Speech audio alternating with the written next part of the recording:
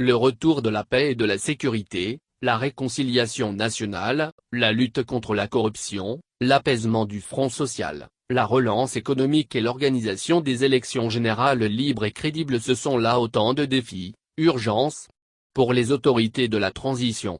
Parmi ces urgences, le processus des réformes sont inscrites au rang des priorités. Ces réformes touchent des domaines clés: défense et sécurité, refondation des institutions, diplomatie.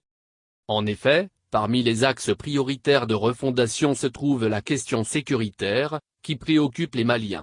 En 7 ans, l'ancien président Ibk n'a pas réussi à ramener la paix dans le nord. Puis, les troubles gagnaient du terrain et les 6 principales organisations djihadistes ont étendu leur zone d'influence jusqu'au centre du pays. Outre la menace terroriste, un nouveau foyer de violence a fait son apparition au cours de ces dernières années dans le centre du pays qui s'est embrasé. C'est la crise intercommunautaire. De façon générale, pendant le mandat du président Ibk, il y a eu plus de morts au Mali du fait du conflit que pendant les 60 années précédentes, de 1960 à 2020. Face à cette situation désastreuse, les autorités de la transition ont mis un accent particulier sur le recouvrement de l'intégrité territoriale et la souveraineté nationale, gravement compromise depuis plusieurs années par l'action des groupes armés qui sévissent dans les régions du nord et du centre. Des mesures fortes ont été engagées, notamment le déclenchement de plusieurs opérations militaires d'envergure à travers le pays, l'acquisition d'équipements militaires dont des drones et des aéronefs adaptés aux réalités géographiques. Ainsi, on note une amélioration significative de la gouvernance de la sécurité qui a permis aux forces de défense et de sécurité d'assurer efficacement leur mission, le redéploiement de l'État sur certaines parties du territoire national, la consolidation de la décentralisation, la réconciliation nationale et l'appui public aux victimes des conflits. L'autre vaste chantier entrepris par la transition est celui des réformes institutionnelles.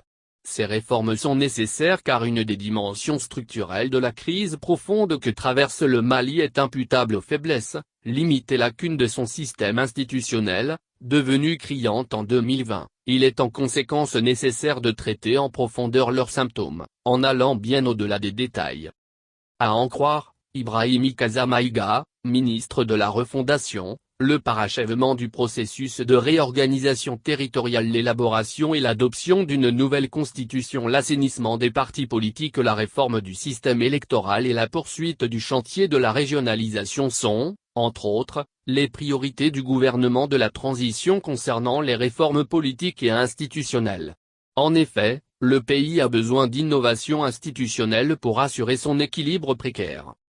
Déjà plusieurs acquis: l'adoption par le Conseil national de la transition, CNT, de plusieurs projets de loi relatifs à la réorganisation territoriale, 6 projets, la mise en place de l'organe de l'autorité indépendante de gestion des élections, EGE, installé dans ses missions le mardi 10 janvier 2023 par le président de la transition.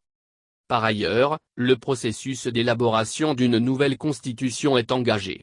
En octobre 2022, le projet de constitution a été présenté au président de la transition, le colonel Assimi Goïta. Ce projet de révision constitutionnelle vise notamment à mettre en œuvre certains engagements de l'accord pour la paix et la réconciliation au Mali signé en 2015, en confiant un rôle accru aux collectivités territoriales. Cette réforme constitutionnelle est avant tout nécessaire. Donc il s'agira pour les autorités de la transition de créer les conditions de consensus pour que cette révision puisse se dérouler dans un climat apaisé. En ce qui concerne la régionalisation, l'objectif des autorités de la transition porte sur une meilleure adéquation entre les ressources transférées et les fonctions assumées pour conserver au dispositif mis en place sa crédibilité. La vocation économique de la région devant être réaffirmée, car la région doit servir de point focal pour accélérer le développement. Régionaliser, c'est reconnaître une prééminence du niveau régional pour coordonner et intégrer les politiques de l'État et les programmes des collectivités territoriales, dans le respect de l'autonomie de celles-ci et de leurs compétences respectives.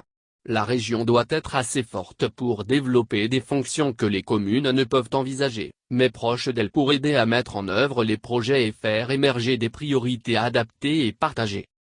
C'est désormais l'exigence que les nouvelles autorités du pays veulent imposer à tous, y compris aux diplomates étrangers en poste à Bamako.